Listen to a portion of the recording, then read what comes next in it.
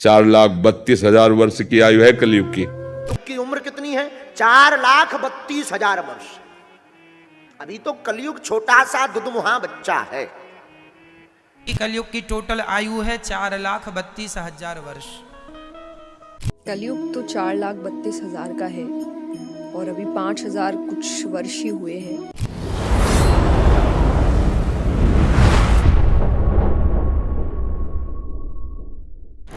गुरु ब्रह्मा गुरु विष्णु गुरु देव महेश्वर गुरु साक्षात परम ब्रह्म तस्मै श्री गुरुवे नमः। गुरु साक्षात भगवान के रूप होते हैं। मेरे अंदर इतनी सामर्थ्य नहीं है कि मैं किसी गुरु की निंदा कर सकूं, पर गलती हर किसी से होती है। जैसे सब कहते हैं कि कलयुग की आयु 4,32,000 का है, परंतु हमारे शास्त्रों और पुराणों में कहीं पर भी ऐसा प्रमाण नहीं है जहाँ पे कलयुग की आयु 4,32,000 दी गई है। पर मैं आपको ऐसा प्रमाण दे सकता हूँ जहाँ पे कलयुग की आयु 4,32,000 बल्कि उससे बहुत कम है। तो आइए उन्हीं प्रमाण को मैं आपके सामने रखता हूँ। जय श्री माधव। तो सबसे पहला प्रमाण श्रीमद् भागवत महापुराण से। जब नारद जी कलयुग के केवल 2 से 3,000 वर्ष बीते थे, तब पृथ्वी पर आए थे और उन्हें वहां पर भक्ति देवी मिली थी, जहां पर भक्ति देवी बोलती हैं, तत्र घोर कले योग का पाखंड खंड का अंग का, जिसका अर्थ होता है वहां पर घोर कलयुग के प्रभाव से पाखंडियों ने मुझे अंग भंग कर दिया। अब यहाँ पे सोचने वाली बात यह है कि कलयुग के अभी 2 से 3,000 वर्ष बीते थे, तो आखिर भक्ति देवी ने ऐसा क्यों कहा कि वहां पे घोर कलयुग के प्रभाव से पाखंडियों ने मुझे अंग भंग कर दिया। और उसी श्रीमद् भागवत महापुराण में दूसरा प्रमाण है जहाँ पे नारद जी भी बोलते हैं, नारद उवाच सुश्रुवाइता बाले युगम दारुड़ा कल, जिसका अर्थ है, नारद जी कहते हैं, देवी सावधान होकर सुनो, यह दारुण कलयुग है। अब आप बताइए, कलयुग के 2 से 3,000 वर्ष बीते हैं, तो भी नारद जी ऐसा बोल रहे हैं कि यह दारुण कलयुग है, जबकि उन्हें ऐसा बोलना चाहिए था कि यह कलयुग की बाल अवस्था है। अब आप समझ ही सकते हैं, जब 2,000 वर्ष पहले कलयुग की युवा अवस्था थी, तो अब कौन सी अवस्था चल रही है। अब उसी श्रीमद् भागवत महापुराण से एक प्रमाण और दे रहा हूँ। श्रीमद् भागवत महापुराण के 12वें स्कंद के दूसरे अध्याय के 24वें श्लोक में लिखा है, यदा चंद्रस्य सूर्यस्य तथा तिस्य बृहस्पति एक राशि समिष्यन्ति भविष्यति तदा कृतम, जिसका अर्थ है, जब चंद्रमा सूर्य और बृहस्पति कर्कट नक्षत्र में एक साथ होते हैं और तीनों एक साथ चंद्र भवन पुष्य में प्रवेश करते हैं, ठीक उसी क्षण सत्य या कृत का युग शुरू होगा। अब आपको बता दूं, संवत 2000 की श्रावण कृष्णा अमावस्या के अनुसार 1 अगस्त सन 1943 में ऐसा युग आ चुका है।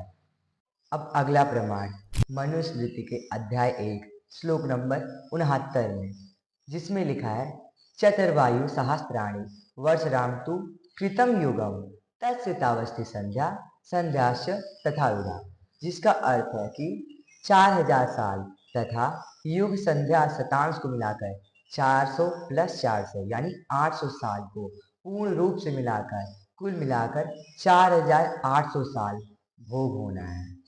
अगला प्रमाण निर्णय सिंधु से। कलि वर्ज्यानि के तृतीय परिच्छेद के पृष्ठ 482 में वर्णन है, एते चत्वार्यब्ध सहस्त्राणि चत्वार्यब्ध शतानि च कलेर्दगमिष्यन्ति तदा त्रेता परिग्रह, जिसका अर्थ है, 4,000 सालों के बाद संध्या का समय 400 वर्ष, फिर उसके बाद के युग प्रारंभ के संध्या का समय 400 वर्षों को मिलाकर कलयुग को कुल 4,800 वर्ष भोग होगा। यहाँ पर निर्णय सिंधु में साफ साफ लिखा है कि कलयुग को 4,800 वर्ष भोग होना है।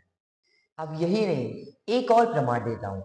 गर्ग संहिता के अश्वमेघ खंडम के अध्याय 62 के श्लोक 32 में लिखा है, अब्दा श्रुता सहस्त्राणि कलो पंच शतानि च गते गिरिवरे श्रीनाथ प्रादुर्भव भविष्यति, अर्थात कलयुग के 4,000 वर्ष भोग होने के बाद इसकी संध्या के समय के 400 वर्ष के बाद भगवान महाविष्णु धरती पर अवतार लेंगे और पाप के भार का अंत करेंगे।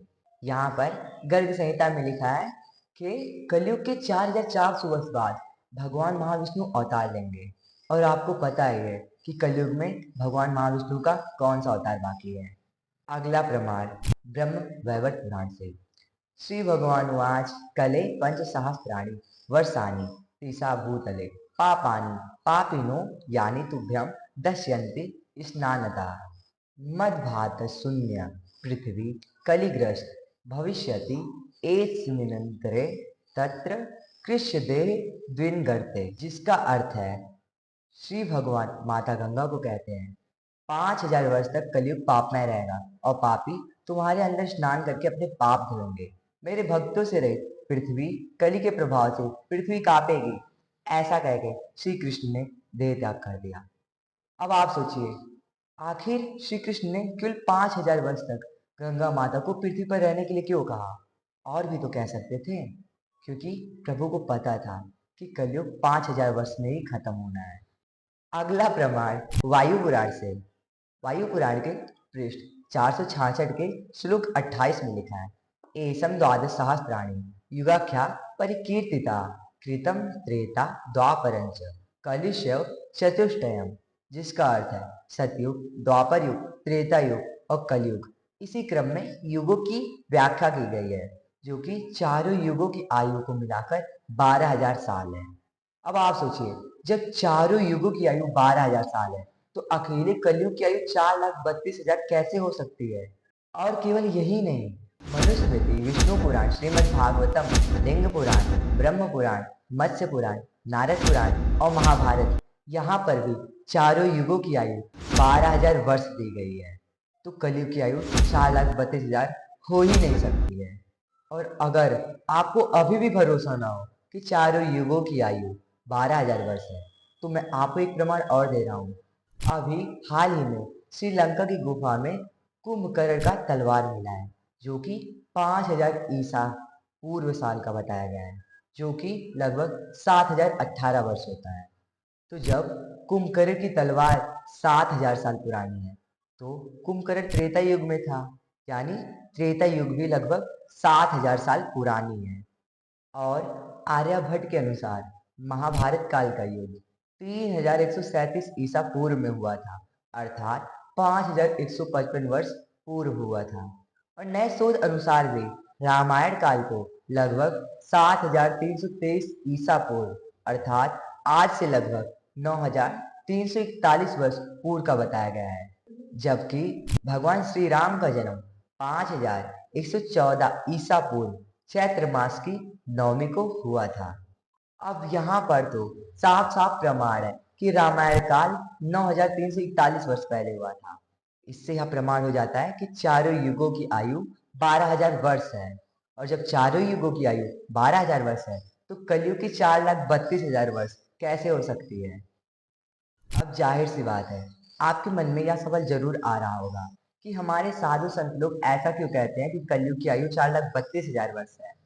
तो उसका जवाब है, क्योंकि जब उसे हिंदी में अनुवाद कर रहे थे तो वहाँ पे बहुत बड़ी भूल हो गई थी, जिसकी वजह से सब युगों की आयु गलत जोड़ दी गई थी। और एक जगह और स्कंद पुराण में प्रमाण है प्रथम सतयुग, अंतिम सतयुग तथा 28वां कलयुग, ये अन्य युगों से कुछ विशिष्टता रखते हैं। यहाँ पे वर्णन है कि हर युग का प्रथम सतयुग, 28 कलयुग और अंतिम सतयुग दिव्य होते हैं। और इस सप्तम मनवंतर का अभी 29वां कलयुग चल भी रहा है। इसी वजह से इस वाले कलयुग में कलयुग की आयु 4,32,000 से कम हुई है, जो कि केवल 5,000 वर्ष ही रह गई है। ये तो हो गए स्कंद पुराण में प्रमाण।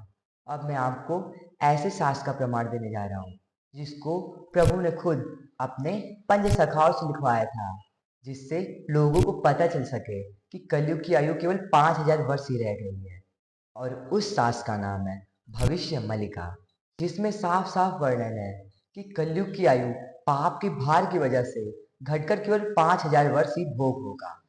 अब ये तो हो गया हमारे धर्म के शास्त्रों से प्रमाण। आपको बता दूं, क्रिश्चियन और इस्लाम के अनुसार भी हम लोग अभी के समय में जी रहे हैं और ये समय एंड का समय है। अब देखिए, सभी शास्त्र पुराण इसी तरफ इशारा कर रहे हैं कि कलयुग की आयु 4,32,000 वर्ष का नहीं है, और वो 5,000 के आसपास है।